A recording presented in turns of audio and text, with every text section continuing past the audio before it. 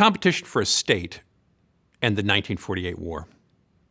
Why was a Jewish state created in Palestine and not an Arab state or a state for the Palestinian non-Jews? Understanding the answer to this question is key to understanding the Arab-Israeli conflict. Now, there are many reasons that the Jews were successful in winning a state.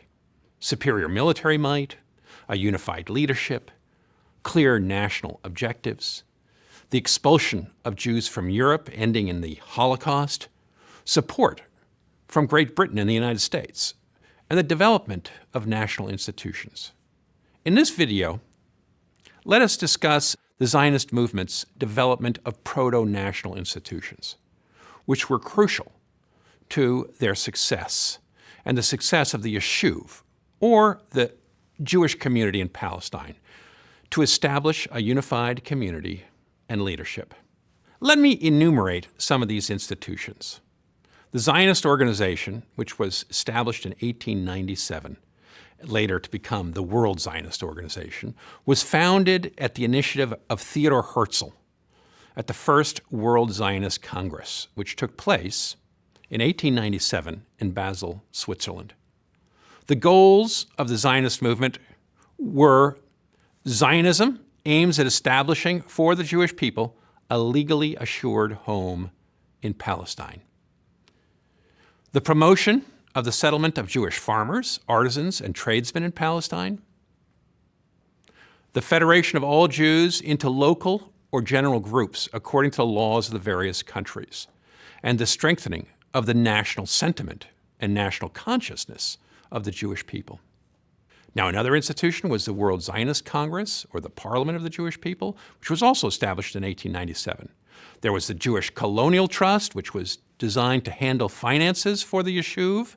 And again, the Yishuv is the Jewish community in Palestine, which distinguishes it from the broader Jewish population of the world. There's also the Jewish National Fund, which was established in 1901. The Jewish National Fund was designed to raise money in the diaspora, that means the Jewish communities scattered around the world, to purchase land in Palestine for Jewish settlement. Its primary purpose was the acquisition of land of Palestinians for the Jewish people. In 1939, 10% of the Jewish population of the British Mandate of Palestine, or the Yishuv, lived on Jewish National Fund land. By 1948, the Jewish National Fund had acquired 54% of the land held by Jews in the region. After the establishment of Israel in 1948, the government began to sell land taken from Palestinians and transfer it to the Jewish National Fund. Today, the Jewish National Fund manages some 93% of the land of Israel. The Jewish National Fund stipulates that only Jews can buy, mortgage, or lease Jewish National Fund land. And this is a way to keep the land of Palestine from being bought by Arabs or being transferred from Jewish control to Arab control. The land isn't sold outright, it's leased on long-term leases. And this helps to keep the land designated for Jews. The Jewish Agency, which was formed in 1921, started as the primary organization responsible for the immigration and absorption of Jews from the diaspora to Israel. In time, it became the quasi-government of the Jewish community in Palestine. It worked with the National Assembly of some 300 elect delegates, which in turn selected a National Council, which was treated by the British Mandate government as a legitimate representative of Palestine Jewry. Kibbutz. Kibbutz are collective farms. They were first one was established in 1909, and they were designed to help settle the land that was being acquired by the Jewish National Fund. The kibbutz began as utopian communities based on a combination of socialism and Zionism. By 1950, the number of Israelis living in kibbutzes was 65,000 and accounted for about 7.5% of the total Jewish population of Palestine. The Histadrut provided employment and an ideological framework for Jewish immigrants to Palestine. it instituted a boycott of Arab workers and products to promote the self-sufficiency of Jewish labor. Haganah. The Haganah was formed in 1921 following Arab attacks. It is worth mentioning the Haganah at some length because it has been so central to the success of Israel. In Hebrew, Haganah means the defense.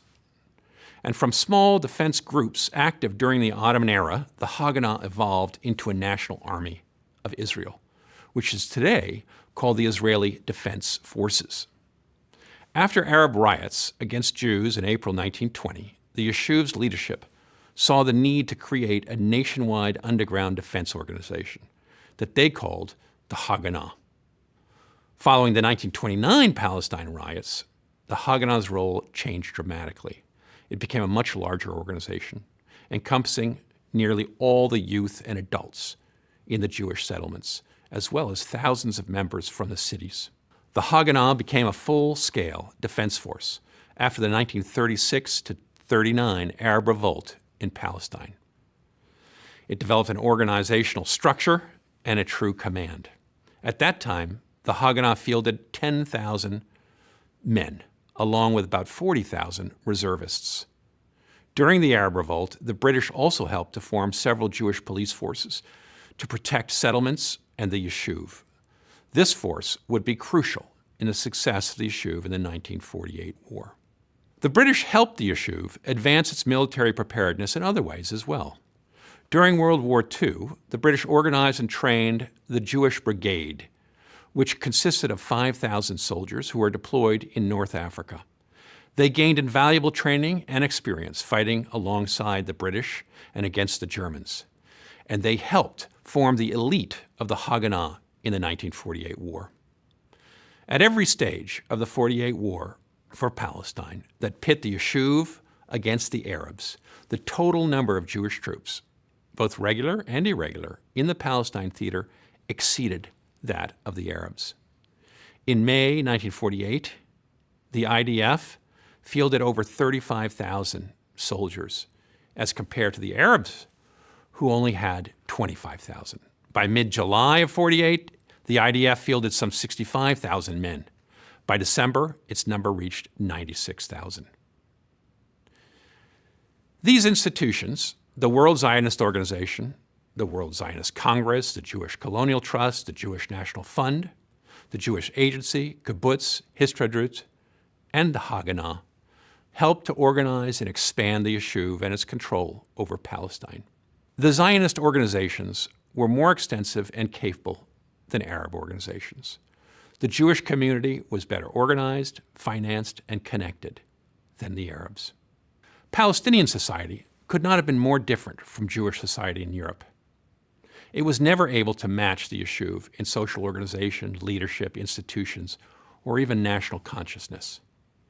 Palestinian society was disoriented following the destruction of the Ottoman Empire by the British Army in World War I, whereas European Jews had been conditioned by a century of national and constitutional development in Europe. Arabs were new to the ideas that underpinned nationalism. Palestinian society remained largely traditional. It was organized around village institutions and what had been called the politics of the notables.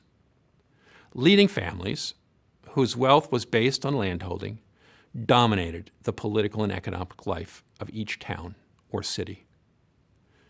Bitter rivalries between leading Palestinian families doomed national cohesion. The most famous of these rivalries was between the Husseini and Nashashibi families of Jerusalem, who vied for top office and refused to cooperate, even when it was necessary to advance Palestinian interests in the mandate. This lack of cohesion and failure to develop national institutions that should have mobilized and directed broader Palestinian society turned into a serious liability. One example of this weakness was the failure of the Palestinians to produce a unified national army by 1948, when it was most needed. Most Arab militias in Palestine remained organized by village and were designed to defend the village and not the nation. This fragmentation made it easy for the British administrators and later Israelis to divide the Palestinians and play one faction off against the other. Notables from Palestinian Muslim Christian associations did form a Palestinian Arab Congress in 1920, and it appointed an Arab executive under the presidency of Musa al-Husseini, a former mayor of Jerusalem. But the British refused to recognize it, claiming that it was not representative and could not speak for all Palestinians. This British attitude doomed the Arab executive as an effective instrument of Palestinian authority. When Musa al-Husseini died in 1934, the Arab executive ceased to exist. Instead of helping to develop the authority of the Palestinian Arab Congress, the British sought to manage the Palestinians by the creation of what it called the Supreme Muslim Council. The British High Commissioner, Sir Herbert Samuel, an ardent Zionist himself, appointed Haj Amin al-Husseini to head the Supreme Muslim Council. He was the Mufti, or chief Muslim authority, of Jerusalem.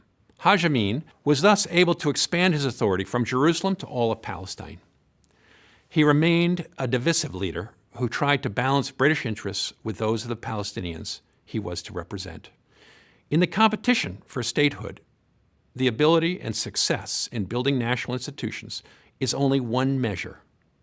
Literacy rates, for example, in 1932, were 86% amongst the Jews of Palestine, compared to 22% for the Palestinian Arabs. This short survey of Arab and Jewish institutions and the social organization in Palestine is meant to highlight the differences between the two different societies. It also helps to explain the superior institutional strength of the Yishuv as it entered into the 1948 war, the true test of the strength of both societies. The Jews developed quasi-state institutions that helped them win the struggle for statehood and national independence. The Palestinians, on the other hand, had a weak national consciousness. Their allegiance was to family, village, and faction. This fragmentation ultimately was their undoing.